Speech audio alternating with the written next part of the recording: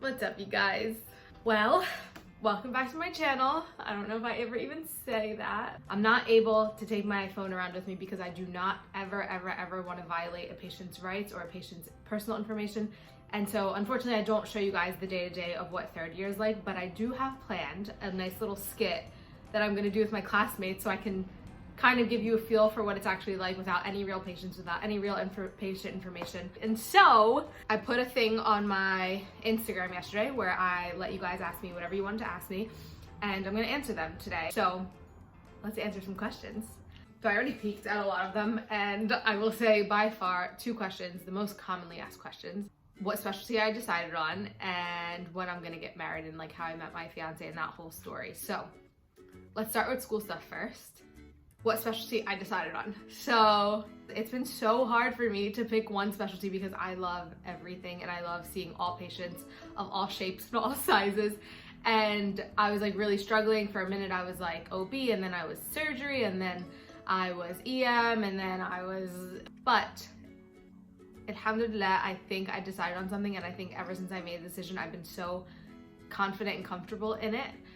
And I've been like hesitant to talk about it because I get so worried about talking things before they're things, and like I don't ever want to like prematurely say anything. Anyway, I'm like doing the thing I do a lot. Inshallah, I will be applying for family medicine residency, and I will be a family physician where I can take care of patients when they're babies until when they're at the last stages of their life. So I'm really excited about that, and I've received a lot of feedback on that decision, and honestly, I'm not even gonna sugarcoat it. A lot of people say, salary, what are you doing? Go into something that makes more money. So a lot of people have like filled my head with all this negativity about choosing this specialty, and like you're gonna be overworked and underpaid, and you have to specialize these days, like nobody does primary care, and what are you doing? And I don't care. I don't care what anyone has to say. I love when I did my family medicine rotation, I like was so excited to never know what's gonna come in through the door. It could be a sore throat, it could be somebody with mental health issues, it could be someone who needs tweaking on their blood pressure medication because their life it's just not working for them. And then I love that I can see a baby, or I can see a teenager, or I can see an adult. I literally love all of that. And then the most important thing to me, the reason why I came into medicine is because I wanted my patients to be their doctor. I wanted to be the doctor, and I wanted to watch them grow, and I wanted to watch them throughout their lives, and I just wanted to be there. And the patient continuity portion of medicine was so important to me, and I picked family medicine. And inshallah, if things go well, I will be a family medicine physician. Yeah, so that's that question. Whew, can't believe I just said that. Let's see. Thoughts on STEP being PassFail. So that test that I was like studying really hard for last year was called Step 1. Step 1 is a test that tests your medical knowledge for the preclinical years. And up until now, or it still is, like a 3-digit number that you kind of, when you apply to residency, they think of you as a better applicant or a worse applicant based on that number.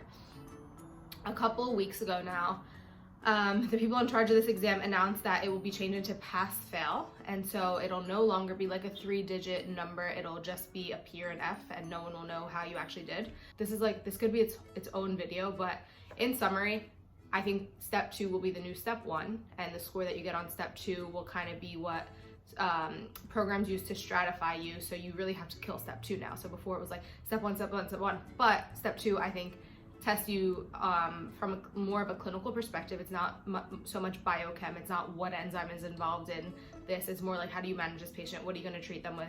What are the contraindications? What are all these things that I think is useful to be a clinician?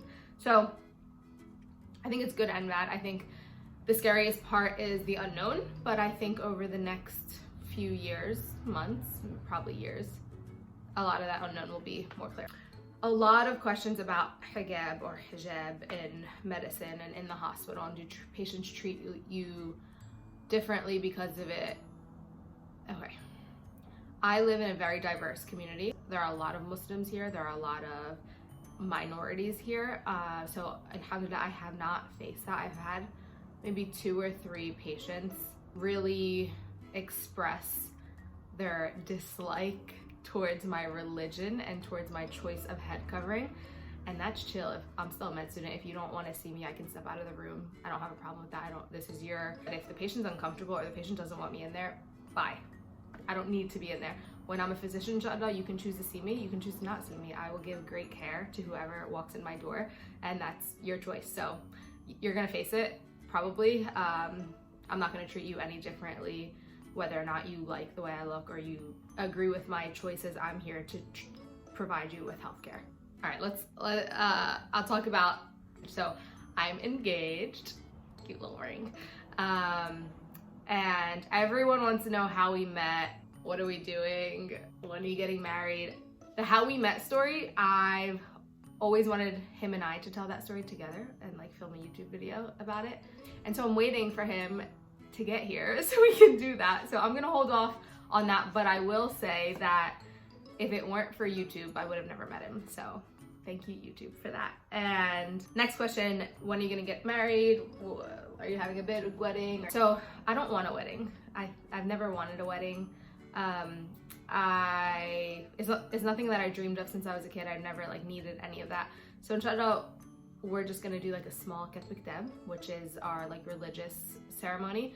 And I just want it to be just about what it is, about like two people getting married. And I don't find the need to have a wedding. I don't need to have this like big day where we spend thousands and thousands of dollars that we could be investing into a home or like, you know, traveling and things like that. So personally, I never needed it, and so he also doesn't want it or need it, so we're not gonna do it. The things that I've always wanted, where there are two things that I've always wanted. I always wanted a really nice bridal shower, like a beautiful day with my girlfriend, and the other thing I've always wanted is I want to do my ketbik deb and live together. Like I don't want, a lot of people do a ketbik deb and they stay engaged for a while and while they plan their wedding and save up for the wedding.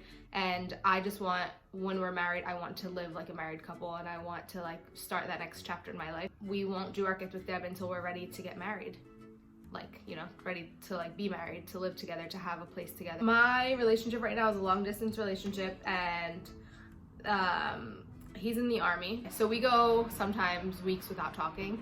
And when we are able to talk, like when he's back and there's internet, it's kind of that like, hello, hey, can you hear me? Yeah, I can hear you. Okay, so this is what, wait, hello, can you hear me? Hey, can you hear me? Hello? It's that. And it's really sucky.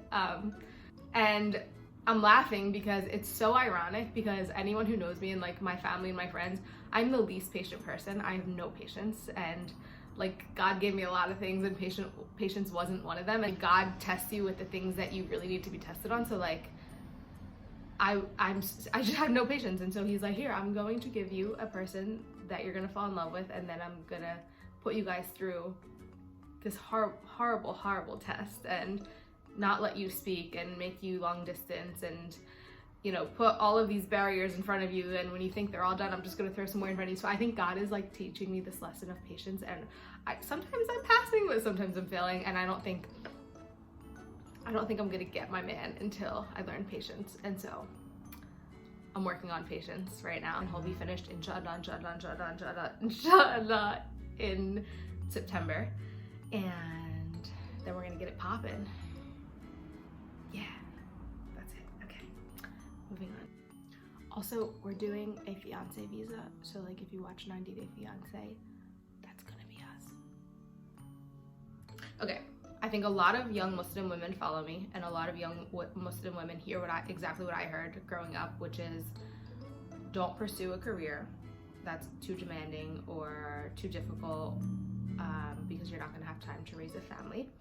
And I hate that comment so much. That's assuming the person wants to have a family. That's assuming that the person can have a family. That's assuming that having a family is more important than anything else to that person. So I actually just put up a post on my Instagram. If you guys, I'll put here somewhere around here. I'll put a post. I put a post up. I got my residency headshots, which was a crazy experience. And like for the first time, I could like see myself, you know, finishing medical school and like earning the title of doctor. So I put up a post about that, and it kind of highlighted this. And so if you haven't checked that out, read my caption, and you're gonna receive so many annoying comments, and you just gotta zone them out, and you just gotta know that what you're doing is what you wanna do, and like be confident in your decisions and be confident in the life that you chose for yourself. And like, haters, I can't say that on YouTube. I'm gonna bleep that out. Oh gosh, coronavirus. Okay, I have a lot of questions about coronavirus and what I think about it. So I am not a licensed medical professional yet. I'm still a medical student. If you are a healthy, immunocompetent individual who has no higher tendency to get sick than the average person, if you get the coronavirus, it'll most likely be mild. Now, if you get the coronavirus, you have the chances of spreading it.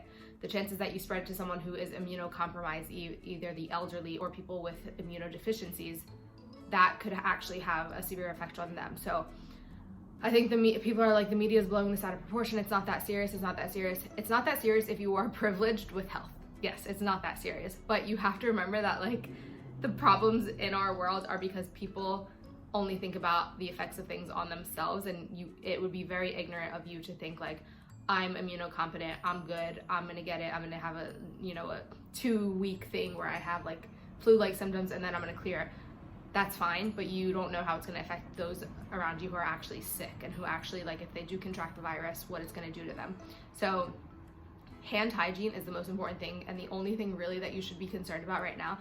Wash your hands, wash them often, wash them well, wash them for 20 seconds. Don't just like run them underwater. Use soap, get up nice and lather, sing the songs that you're supposed to be singing, do all that. And again, if for all your information, go to cdc.com. I am not a healthcare professional, and like read what the professionals and the experts are saying about it. I get the question, what do you do in your free time? Like, what do you do to relax and unwind and all of that? And third year, you basically work full time. Like usually my days, on average, I guess like 5:30 or 6 a.m. all the way down until like 5:30 or 6 p.m. A lot of rotations you go a lot later than that. Some rotations you'll be a little earlier than that. So you get home from a 12-hour shift, and like these 12-hour shifts are intense because you're a third-year med student working with like these brilliant doctors and residents and taking on all these complex patients, and it's very overwhelming. So you get home and you are dead. Like you cannot think. You're like, should I shower? Should I eat? Like I can only pick one. Which one do I pick? To be honest, I usually just like make dinner and like relax, and I either watch TV or I've been listening to audiobooks. And I think I said that this video was sponsored by Audible. Those are the audiobooks that I listen to. So audible.com, they give you like a vast selection of a bunch of these audiobooks, so I don't have to like sit here and strain my eyes and read. I can just like have someone read to me, and I feel like a little kid when I do that, but it's really relaxing after these long days. And they actually give you like 1 free audiobook a month and then 2 Audible originals if you sign up. They gave me a code, and I've shared this before. I've worked with Audible before. If you go to audible.com/Maha, or you can text Maha to 500-500, you can sign up to have this like deal, and you can try it out for yourself if you have these days where you're either looking at a computer all day and you're just like exhausted. I actually have 2 books going right now. The last one was like a motivational self-help, and this one's actually like just like a drama, and I like to switch them up a little bit.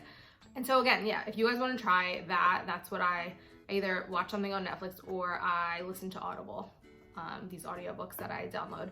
So if you want to try it, again, you can go to audible.com/Maha or text Maha to 500-500. I'll put it in the below link so you don't have to memorize that or anything. Okay, I get a lot of questions about my age, and I don't know why people are so concerned about how old I am and like, when did you start med school? And I'm this old. And I started med school when I was 24 turning 25. I started pretty late. I took years off. I have a lot of classmates who are in their 30s, and I think some of my classmates are in their late 30s. I know a lot of med students who have done complete career changes and switched from one thing to another. So the age thing doesn't matter. If you are passionate about something and you want to do it, do it. I think the average age of starting medical school is 25. I don't know, don't quote me on that. I think a lot of people go straight from undergrad into med school. A lot of people take a gap year. A lot of people take 3 gap years. A lot of people take 10 gap years. It doesn't matter. And then the last question I will answer is, do you regret going into medical school? Are you happy with your decision? So I was in a different career before coming into medicine. I was working at full-time as a research scientist in a pharmaceutical company, and I thought I was going to go for a PhD. Quit my job and came into medical school, and I said this I think I literally was wearing this sweater. I'm pretty sure I was wearing this sweater when I explained this. I have never, ever regretted this decision. Alhamdulillah. I don't even feel like it was a decision. I feel like it was like God pushing me towards something I was supposed to be doing. So I do not regret it at all. And I've been so happy, and it's been really hard, and I've lost a lot of like good years studying, but to be able, like, think about how privileged you must be to be able to stop what you're doing, stop making money, stop doing everything, and just sit and learn all of the intricacies of the human body to be able to apply them to humans and save lives. Like, that to me is privileged, and that to me is something that I will always like be grateful for, and like to have the health and the willpower and the knowledge and the support to be able to do that is, I'm just so happy that life happened the way it happened for me. Alhamdulillah, and I would have never picked this life for myself. And it just shows you can have your life planned out, and you can have everything that you wanted all sorted out, and it might change, and you might feel upset at the moment, and you might not understand why it's happening, but God does everything for a reason. If something horrible happens, I will try so hard to be like understanding of God's will. I think that's enough for today. I've been rambling for a while now, and I think I should go do some of that work that's laying over there that I am ignoring.